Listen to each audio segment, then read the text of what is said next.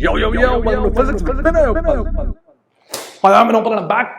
And इस video में this is going to be the last video for me on this controversial chimney problem, जो सबसे controversial problem है JEE Advanced 2023 का and in recent times. तो this is going to be the last video from me on this. सबसे पहले तो यार मुझे फिर से कमेंट्स आने लग गए, लोग मुझे फिर से मुझे बोल रहे हैं कि ये तुम्हारा सोल्यूशन गलत है, गाली वाली देने लग गए. तो जो मैंने सोल्यूशन डाला था वो तो मैंने प्राइवेट कर दिया है, but today I am going to make it public again. That solution is going to be available for everybody to see, and you can understand that solution and see what you have done, what I have done, right? क्योंकि I saw another solution on the internet doing the rounds who has gotten the same answer as the JEE 47.1 grams per second. तो वो solution मेरा solution नहीं है यार, उसके लिए मुझे मत गाली दो, है? तो वो solution तो मुझे समझ में ही नहीं आया उसमें क्या हो रहा था. Honestly, that solution doesn't seem to make sense to me. So वो solution मेरा है ही नहीं, उसको अलग रखो, मुझे मत गाली दो उसके लिए, ठीक है? अच्छा, as far as my solution is concerned, I'm just going to give you a brief outline of why my solution is different from everybody else who has gotten 60.8.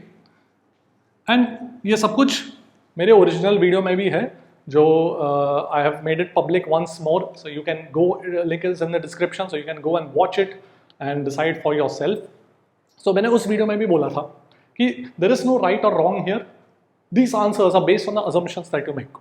So let me just give you a brief outline of the assumption that I have made and the assumption that has to be made in order to get 60.81 और क्या फ़र्क है उन दोनों में. Alright? मैंने बस मैंने पिछले वीडियो में ये बोला था कि JEE will probably give 47.1 as the answer in the provisional key, but in the final answer key it is possible that JEE will change its answer or add 60.81 also as the answer key, because I know a lot of people have challenged this question. बड़े बड़े institutes, they have a lot of students who they can ask to challenge this question. However, तो हो सकता है कि ये answer तो already दे दिया, ये भी दे सकते हैं, और या फिर पूरा रेंज दे देंगे या फिर बोनस कर देंगे. Anyway, I don't care any of that. If JEE changes their answer key, fine, I don't care.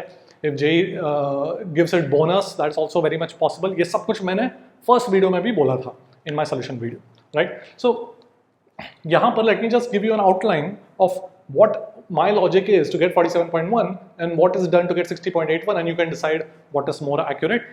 Like I said in my earlier video also, ये दोनों answers, there's no right or wrong here. It depends on what is more accurate or what is an approximation depending on what you're assuming. So यहाँ पर what is happening is, मैं पूरा solution तो नहीं बताऊंगा because I have put the link in the description. You can watch my original video for the solution to get 47.1.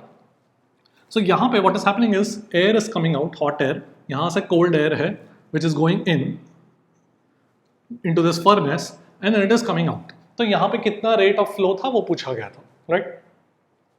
So here you can apply Bernoulli along the chimney. ये मैंने भी किया और ये सबने किया. जिन लोगों को भी 60.81 है उन्होंने भी बर्नौली लिया है, मैंने भी बर्नौली लिया है, फाइन. फिर the major issue of difference is यहाँ पर पीपल सेड कि ये जो प्रेशर पॉइंट है और यहाँ पर जो एटमॉस्फेरिक प्रेशर है, इसमें दे assumed hydrostatic equilibrium.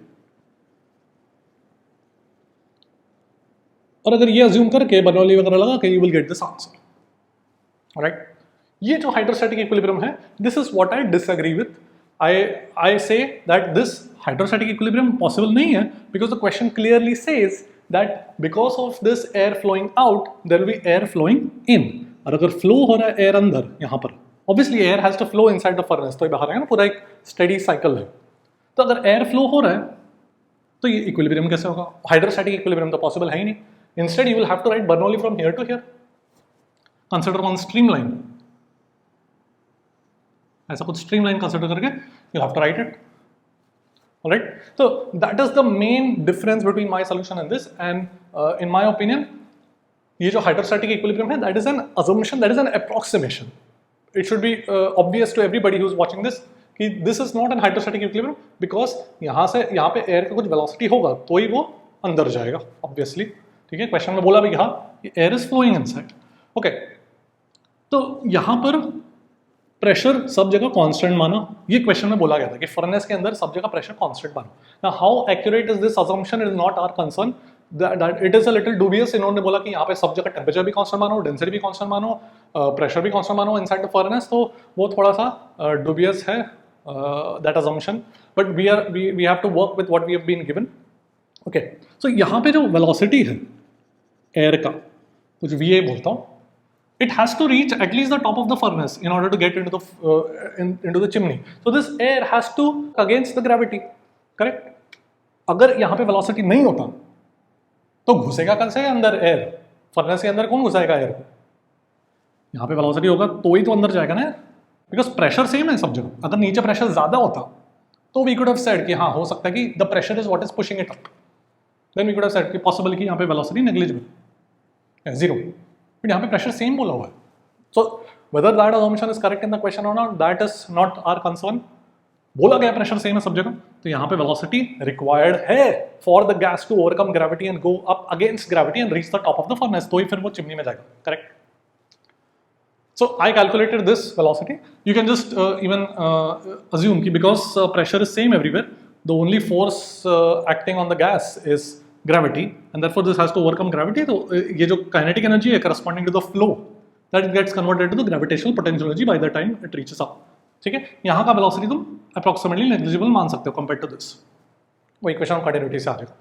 Okay, so that is the whole thing. If you neglect this velocity, assume hydrostatic equilibrium, you'll get 60.81. If you take into account this velocity, calculate that, and write Bernoulli from here to here, you'll get this. In my opinion, this is more accurate than hydrostatic equilibrium. But having said that, ये hydrostatic equilibrium also एक मतलब approximation है, assumption है. But मतलब मेरे हिसाब से पिछले वीडियो में भी मैंने बोला था, इस वीडियो में भी मैं बोल रहा हूँ, राइट और रॉन्ग की बात नहीं है यहाँ पर, क्या अज्यूम करके क्या आंसर आ रहा है, that is the main thing. So final answer की मैं व्हाट विल कम ओनली जे नोज. हो सकता है 47.1 की जगह 60.81 कर दे. There is a lot of people challenging that question. हो सकता है. In my opinion this is the correct way to do it, and hydrostatic equilibrium is also not wrong, but may be it is an approximation. Okay, you can check my full video solution जो मैंने public कर दिया, link is in the description. ठीक है, ultimately ये भी correct हो सकता है, मतलब फाइनल आंसर की बात कर रहा हूँ, ये भी करेक्ट हो सकता है, बोनस भी हो सकता है, या पूरा रेंज भी हो सकता है. We don't know, and at this point I don't care. I am done with this video. This video was to just to explain to you the physics behind and my side of the story of the logic that I used in order to solve this, and I believe that this is the most accurate way to solve it. ठीक है, that's it for today. I C you at the top. Night.